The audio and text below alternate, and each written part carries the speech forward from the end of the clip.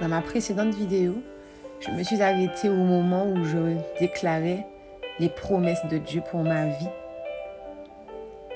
par rapport à cet homme que j'aime tant. Donc comme je vous le disais, j'ai fini par obéir. Sauf qu'à un moment donné, il y a eu plein de choses. Il y a eu plein de révélations. Au fur et à mesure où je m'approchais de Dieu, au fur et à mesure où j'apprenais à connaître sa parole, au fur et à mesure où je pensais que tout ce que je faisais était pour récupérer cet homme, je me suis rendu compte qu'au fur et à mesure, l'Éternel m'apprenait qui il était. L'Éternel m'apprenait ce qu'il voulait de moi. Et il m'instruisait, et il m'instruisait, et il m'instruisait. Tous les jours, et je répète, tous les jours, je répétais à haute voix que j'aimais cet homme. Tous les jours, je nommais son nom. Et je disais que je l'aimais. C'était comme un rituel. Jusqu'à un jour où je me suis arrêtée de dire cela. Et je commençais à dire au Seigneur que je l'aimais. Vous savez, mesdames, bien souvent, nous idolâtrons des gens. Vous savez, il y a une limite fine entre l'amour et l'idolâtrie. Cet homme, je l'aime tellement que j'étais passée à l'idolâtrie. Il faut faire attention et il faut faire très attention. Le Seigneur nous dit qu'il est un Dieu jaloux et il ne permettra pas qu'un homme soit avant lui. Donc au fur et à mesure de mes enseignements, j'écoutais beaucoup de vidéos qui m'instruisaient. Des vidéos telles que Paroles de femmes, Prières inspirées, Bonjour chez vous. Je vous invite d'ailleurs à découvrir ces vidéos. Ils traitent de tous les sujets sans exception. Je vous assure que ça a été le mode de parler de l'Éternel, si je puis dire ainsi. Ensuite, j'ai été convaincue que je devais commencer à méditer. Alors, pour vous faire court, tout ce qui était prié, loué, c'était un supplice pour moi. Et bien, au fur et à mesure que je connaissais mon Dieu, au fur et à mesure, j'avais envie de connaître sa parole. Et quand j'ai commencé à méditer, il a commencé à me parler. Il a commencé à me parler. Et il me parlait. Et il me parlait. Au fur et à mesure, je me rendais compte que plus j'étais obéissante et plus il modifiait mes comportements. Je me suis rendu compte à un moment donné que j'avais certains comportements que je ne me connaissais pas, mais de bons comportements. Dans mon entourage, j'entendais mes amis dire que j'avais changé.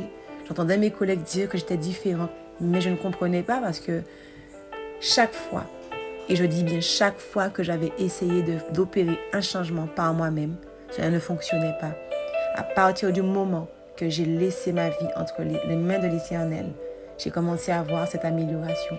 Et vous savez, quand vous vous améliorez, on aime bien commander Dieu. Et là, je lui disais, je suis prête. Parce que ce que je ne vous ai pas dit, c'est que le Seigneur m'a révélé que cet homme en question serait mon époux. Donc, quand vous avez ce genre de révélation, vous n'avez qu'une seule envie, c'est de le crier. Vous n'avez qu'une seule envie, c'est de convaincre l'autre. Vous n'avez qu'une seule envie, c'est limite de l'obliger à revenir dans votre vie parce que Dieu a dit. Non, ça ne se passe pas comme ça. Je proclamais souvent que j'étais prête. Et cet homme disait souvent que je n'étais pas prête, puisque j'avais par moments des échanges avec lui. Mais c'était très, très rare. Très, très, très rare. Je passais parfois pour une illuminée. Je passais pour une fille déséquilibrée, une fille folle. Parce que pendant tout ce temps où le Seigneur me révélait ces choses, pendant tout ce temps où le Seigneur me façonnait, j'avais des réflexions. Soit que j'étais trop absorbée par lui, soit que j'étais obsédée par lui, que je devrais refaire ma vie, que je devrais laisser la chance à quelqu'un d'entrer dans ma vie. J'ai fait toutes ces choses. Vous savez, on ne devient pas parfaite. On n'acquiert pas toutes les capacités du jour au lendemain. Donc je suis tombée, je me suis relevée. Je suis tombée, je me suis relevée. Jusqu'à un jour où le Seigneur me dit, n'entends-tu pas ce que je t'ai dit? Cet homme sera ton époux. Mais pour qu'il soit ton époux, tu dois acquérir des capacités. Je suis passée par ce qu'on appelle le feu. Le feu. J'ai gémi, j'ai pleuré.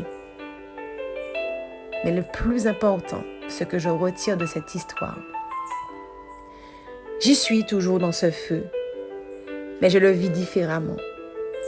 Le Seigneur dit dans sa parole que tout sarment portant du fruit doit être émondé afin de porter de meilleurs fruits.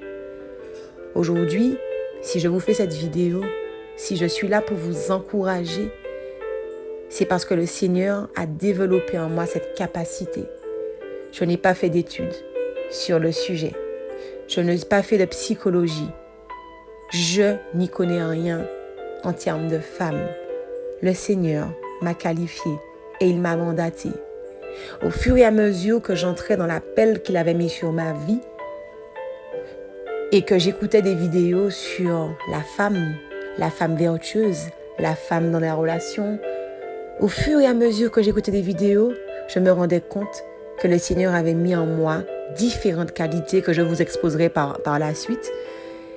Mais c'est une façon de vous dire que à ce moment-là, j'ai compris quand il disait « Cherchez premièrement mon royaume et ma justice, et toutes ces choses vous seront données par-dessus. » Je ne suis pas encore mariée à cet homme. Je peux vous assurer que je me marierai à cet homme. Non pas parce que je l'ai désiré, non pas parce que je l'ai décidé, mais parce que l'Éternel l'a choisi. Et cela se fera quand l'Éternel aura dit que je suis prête et non pas quand je dirai que je suis prête. Vous voyez la nuance? La nuance, c'est qu'on a beaucoup tendance à se dire « je suis prête, je peux ». Sauf qu'on n'a pas à se dire ça. Nous sommes censés rester focus sur l'appel que le Seigneur a mis dans notre vie. Des fois, on pense que c'est des missions qui sont extraordinaires. Des fois, ce sont des petites missions. Des fois, ce sont des missions juste pour pouvoir en fait nous aider pour nous-mêmes. Toutes les capacités, toutes les qualités que j'ai développées dans ce feu me permettent d'être une amie différente, une collègue différente, une fille différente et à plus forte raison, une épouse qualifiée, une future épouse qualifiée. Mesdames, si je vous dis cela, c'est parce que j'aspire à ce que vous soyez des femmes épanouies et heureuses dans tous les domaines de votre vie. Sauf que pour être épanouie, il faut d'abord chercher son royaume et sa justice. Il faut d'abord se soumettre à l'Éternel. C'est lui qui nous guide, c'est lui qui nous oriente. C'est lui en fait qui nous amène à être la femme avec les critères que notre époux désire.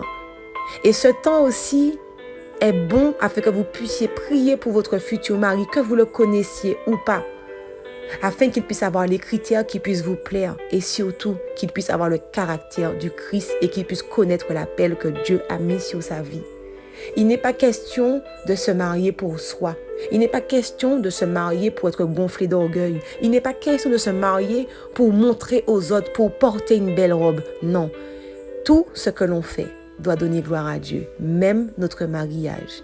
À partir du moment qu'on a compris que l'essence de la vie même est de servir Dieu, tout ce qu'il nous donne est pour le servir. Le travail qu'il te donnera, les contacts qu'il te donnera dans ton travail te serviront à donner gloire à Dieu. Le salaire que tu obtiendras te servira à donner gloire à Dieu. Dans tes amitiés, il fera de toi un témoignage pour tes amis, pour qu'elles puissent s'approcher de Dieu, pour qu'elles puissent être bénies à travers toi.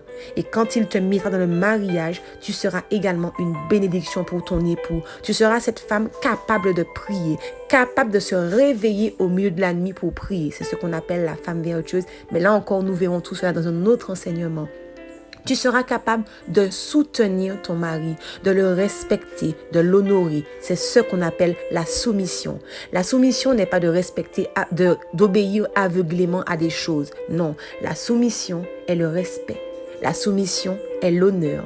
La soumission est la capacité que nous avons à nous taire et en même temps à être délicate dans ce que nous disons. À être des femmes bienveillantes, des femmes remplies de douceur. À être des femmes ayant le discernement et surtout à être des femmes ayant la sagesse. Mesdames, une femme sage bâtit son foyer. Pas une femme en colère, pas une femme désagréable, pas une femme qui ne sait pas se taire, pas une femme qui ne sait pas écouter. Une femme sage bâtit son foyer. Je vous invite vraiment à considérer ces choses. Elles ne sont pas dites pour faire joli. Si vous voulez être des femmes influentes, si vous voulez impacter les gens autour de vous, si vous voulez impacter votre génération, et si vous voulez surtout par-dessus tout être des femmes heureuses, épanouies et portant votre couronne d'or, vous n'avez pas d'autre choix. Vous n'avez pas d'autre choix que de chercher d'abord le royaume et la justice de Dieu.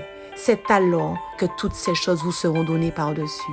Apprenez à proclamer des choses positives également sur vos vies. Et vous verrez, vous serez des femmes grandes et brillantes.